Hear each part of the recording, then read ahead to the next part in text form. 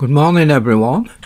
Well, look in here, you can see I'm describing the board I'm using. It's a piece of board. I used to do graining. You can see the dapples at the bottom and you can see the grain at the top. It's a board painted and then I've grained it and varnished it. Many years ago it's still there, but what I've done, you can see I've cut it out at the top and bottom so that if you are going to use paper like this, what happens is on an ordinary board, what you've not cut any places out, you catch the bottom piece of metal and you also catch the top piece of metal.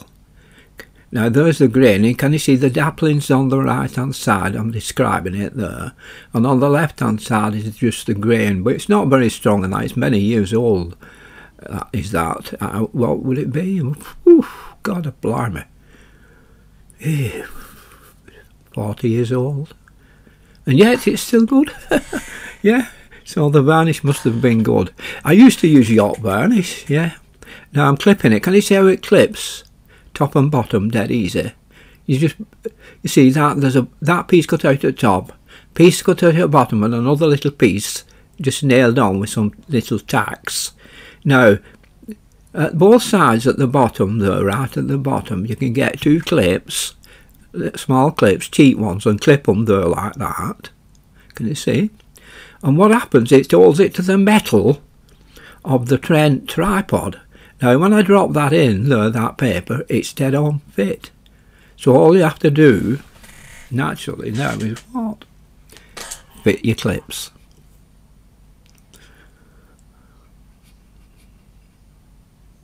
And it's quite sturdy.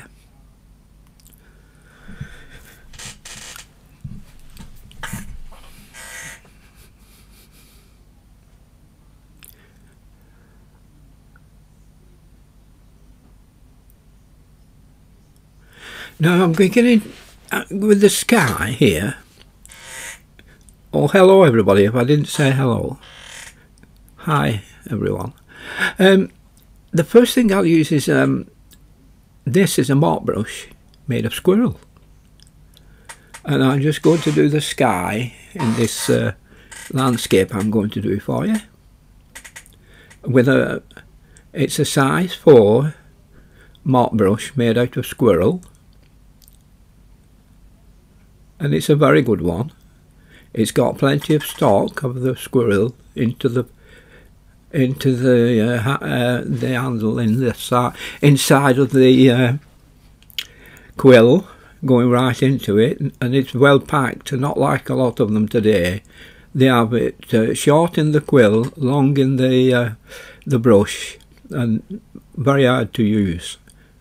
Just too floppy. You don't need it that floppy. So here we go. If you join my Patreon, of course, I'll describe these brushes more thoroughly to you, where you can get them and so on, and what to look for in a mop brush. See, it's not a very long. You'll notice some of Edward Weston in the Steve Hall video. His brushes were short. There were these type of brushes. Large mops, but short, making them stiffer, a little bit stiffer and easier to use, not too flopping all over the place. Now that's a little tip I'm just giving you there for free. So we'll carry on. Now I'll just put some blue in there. It's a bit of ultramarine and a bit of alizarin put in there to make a little purpley. And now I'm making a cloud, but leaving white edges of it. Can you notice the white edges to the clouds?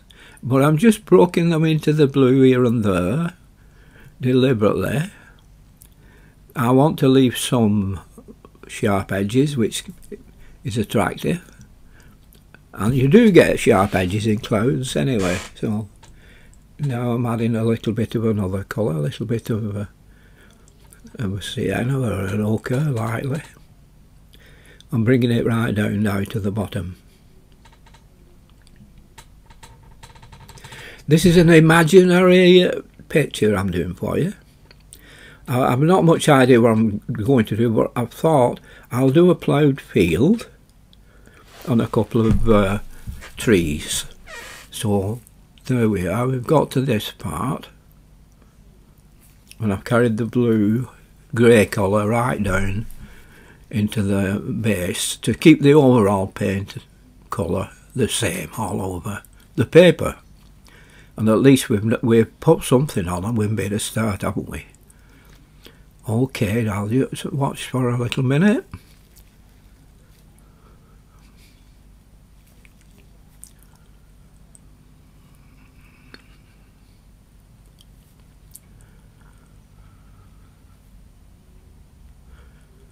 I should imagine that, yes, now what I'm doing now, oh, I'm putting an edge row over on the right hand side, aren't I?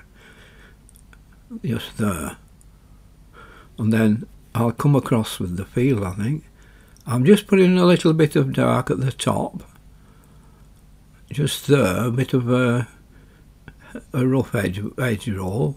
More green at the bottom of the edge row in that one. Yeah. And now I'm going to come across with the field. Imagine I could bring some greenery into this field from that edge. It's all made up. Now here I'm just bringing the field across. Ploughed field, by the way, yeah. Taking it as near as I can to there because of course it's not dry. And I'm making a film here, a video for you, so it's rather quick. And not time to think really, I'm just adding a little bit of another colour to it there, just a bit of light yellow colour, just give a little bit of different colours as it comes towards you. And that will be altered probably later, we'll see when I get going. Now that, it just looks a bit bare to me there on its own like that, so what would I would put some, well I'm watching myself here, you know, and describing to you, so I'm putting this distant hill in. Not too high, of course, not too high. Just blending it close to the field in the distance there, and the field being very light as well. Now then, I'm bringing a bit of dark into here. Maybe just the side of another edge row, dark. Try to imitate a few old ploughed lines in the field, disappearing into the distance, of course. You know that happens, doesn't you? You don't need me, that's just perspective, isn't it? You know that. I don't need to tell you all this really, do I? But we will do. We may have a few beginners here. So let you just look at that. I've just dried that off, you can see. So I'll just let you look for a minute. I imagine I'd want to put a tree on the left to bring something in. There's nothing in this picture at the present time. So I'm just judging, I think, where I should put the tree. Now this brush I'm using, it is a goat hair, a black goat hair brush. And it's a lovely, lovely feel with it. Although it just looks like an ordinary mop, it has that little bit of spring in it on a beautiful point. Now I'm putting a very, very distant field in there. It has a beautiful point on it. There we are. No, and it's also a Chinese. This is a Chinese brush. You can also get goat hairs in Pro Art, the cheapest ones. You can buy those. This actually is a Chinese one, and it's a lovely brush. But you can buy all sorts of these mop brushes. You don't be stuck buying a great big one and hope you can do every part of the painting with it. And make them smaller, the edges that goes farther away into the distance, making it small at the left hand side of the edge, the top.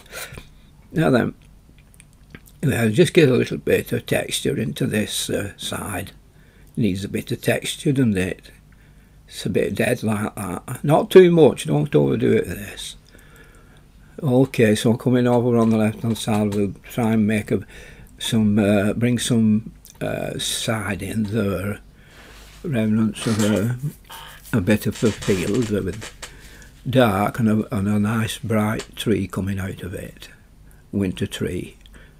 Just I was thinking there, I think, of putting some greenery across into the field, but you wouldn't have that if it was a ploughed field. The farmer would go right up to the edge, wouldn't he? Anyway, this is a bit of near grass close to us where you can, you know, you're looking at it. There you are. Now you're coming across here, and I'm toying there with the reality. Yes, I'll bring some ground across from the left hand side. I thought, yeah. It's you have to brighten it up a bit. This painting. Now, where do I put this? Not too near the left hand side, and also I've had it leaning over into the field a little bit as well. That's another different thing I've just done. Throw it over to that distant field. Now this is an old tree, winter tree type, just a few remnants left on. Very fine. It's had ivory up to halfway up and broken, then broken into pieces, and it's very, very fine branches coming off. Very fine indeed. Long and straight. No, not oak tree type where they're all wriggling and moving about all over the place. No, deliberately dead straight, nice straight up branches. A little bit of old branch at the bottom there, and bits of the grass what grows out under the foot of the tree. Now a little bit of dark under there, a little bit of ground dark and shadow underneath that edge just there, and then yeah, we'll put an edge, just put an edge coming up here. We have to bring a bit farther down than that eventually, but we've put the edge up there like that.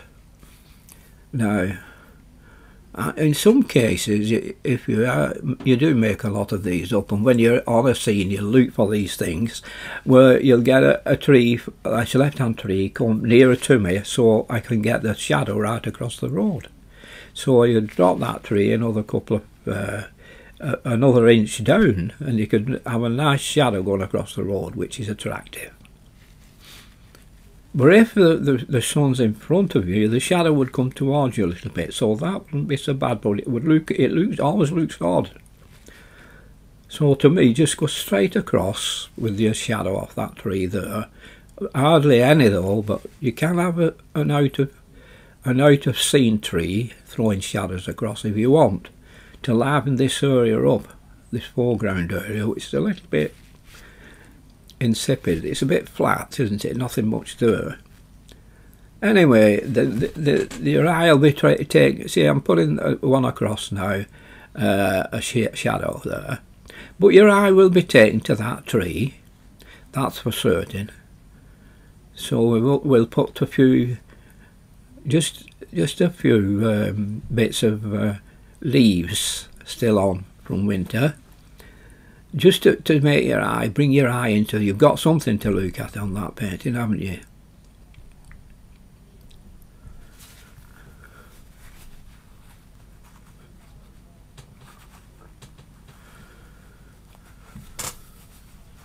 So there we are, bringing that across. Not a lot to do now. I can just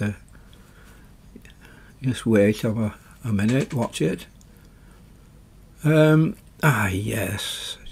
No, not too much of this. Just see the very, very flimsy branches, so you'd have fine leaves on them, wouldn't you? So just fine. Don't go heavy-handed on these now.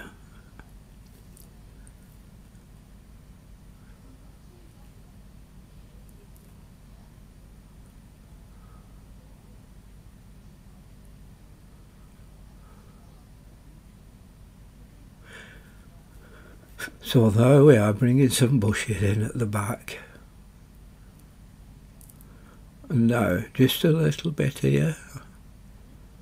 Get the eye over a little bit. There's a bit bland this side, let's see. Yeah, get some more in there a bit, yeah. Get some more lines, dark lines. Yeah, that's it. Put them in, yeah. And what about a tree on this right hand side? A couple of trees, because, well, I think I'll have to be careful, but I'll put them up, 2 trees on this right hand side here. A little bit of dark there, just on the bottom edges of them. Just a touch of dark.